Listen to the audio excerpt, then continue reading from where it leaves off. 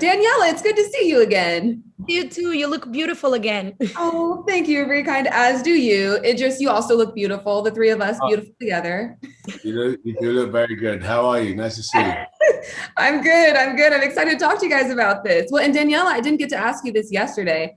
Obviously, there have been so many movies that were delayed because of COVID, but the release date for this particular movie held up. How does it feel that it's finally out? Yeah, it feels really really good. I'm so excited, and I know that the whole world is really excited to watch it, and I'm glad that we didn't have like to delay anything at all. Exactly, exactly. Well, and sort of along the lines of like, COVID and the effects. I mean, Idris, before we get to the movie, like you've said that your battle early on with the coronavirus was sobering and that your wife Sabrina was your rock through like the toughest year of your life. Can you tell me about that journey and like overcoming COVID, relying on Sabrina so much, especially early in your marriage? Uh, Look, when you are committed to in a relationship, in times where it's very difficult, things are difficult. That's where you see the person that you're really with. And so that was certainly, our discovery in that time, and continuously, COVID is really a pandemic that everyone shares, and it affects us all in different ways. But some people get over it, and some people move on, and some people has longer lasting effects. And I'm just very thankful to be here, continuing. We're both very thankful.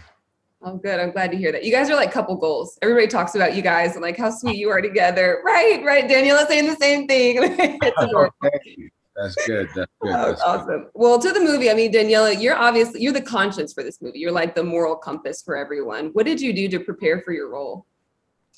Um, I started from the script, and I love to do like playlists on like Spotify for each character that I play, because I love to find the character's energy with music. Of course, I talked with James, and I really wanted to know what he wanted from Ratcatcher 2, because I believe like the director, as always, the last saying, and I want to tell his story, not like mine and what I think I should do.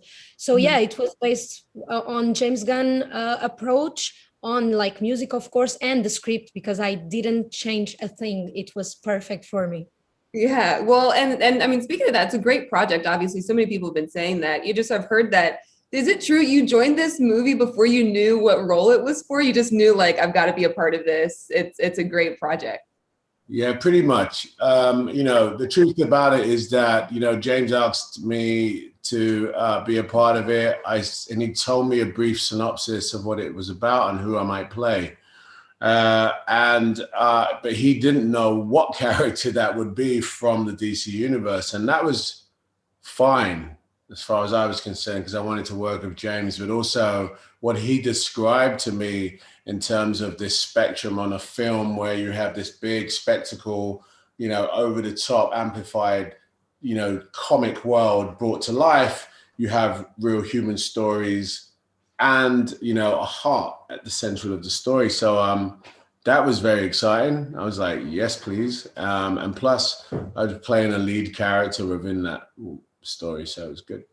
Yeah, well, I think it speaks to the trust that you have in James, but also just your extraordinary skills as an actor to be able to join this project and not know like what you're actually going to do. And tell me about the prep for this. Like, obviously, there's a ton of action scenes, a ton of fighting. And just how did you like get into that, and what kind of training do you guys do? I mean, with this sort of thing, James is very prepared as a director. So all of those action sequences were heavily rehearsed. So for me, coming from one film straight into that film, I had to really just jump straight into rehearsals, which was very grueling and just kept me fit and just kept me focused on, the end product. So apart from that, it was really about just understanding who the character might be. We did a lot of work on his costume, which was also a work in progress. But staying fit, it was really like, James Gunn really knows exactly what he wants. You have to be fit for that. You know what I mean? Yeah, for sure. Well, and your costume was cool too. Like you were just always constantly pulling out some new weapon or some new surprise, and that was one of my favorite parts of the film for sure. Now, Daniela, I saw that you posted on Instagram this giant billboard in Times Square for the movie. Are you ready for like how life is going to change, like once the movie is out and like just, you know, based on all the attention you're going to get from this? No. I love to have attention on my social media because of my work or because of the causes that I support. But Yeah. the fact that I will not be able in the future to go to Thailand and not be like recognized, that scares me because I love my privacy and I love like to be without makeup and without anything at all and be like chilling. Yeah, I'm not prepared at all.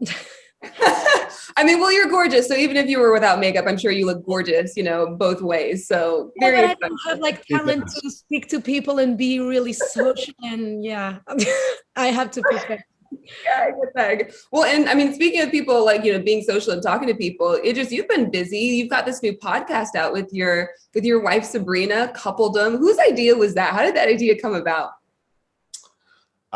It was a joint effort. We, you know, for some reason, you know, people are intrigued about us as a couple, and you know, it's partly to do with me and who I am. And I guess we found ourselves having conversations about couples a lot, and then we found ourselves talking about duos, and then we found ourselves going, "Wow, that's an unexplored area." People talk about individual efforts and teams, but in terms of partnerships, one-on-one, it's not really explored. And you know, my wife and I have lots of ambitions, and we're husband and wife, but also business partners. So we wanted to sort of figure out, is there a way to talk about it, maybe to inspire other partnerships to sort of be confident in their partnership, you know?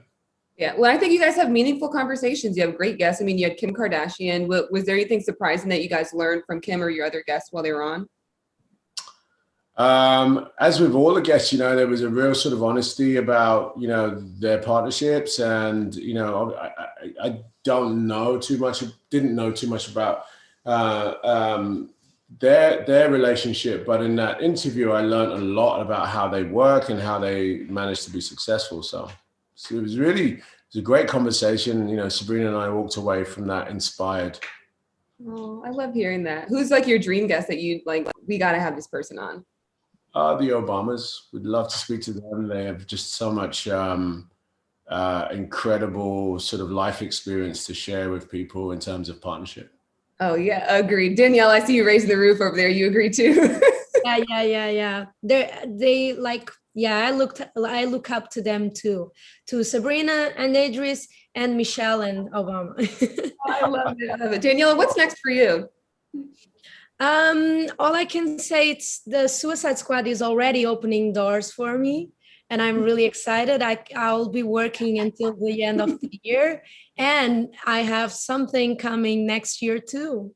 Oh, I love that. Well, I'm so excited for you. So excited for both of you guys and everything that you're doing. I'm out of time, but so great to talk with you guys. Congrats again, and thank you for your time today. Thank you. Absolutely. Thank you for watching. If you want more extra, hit the subscribe button and the bell so you'll never miss a video.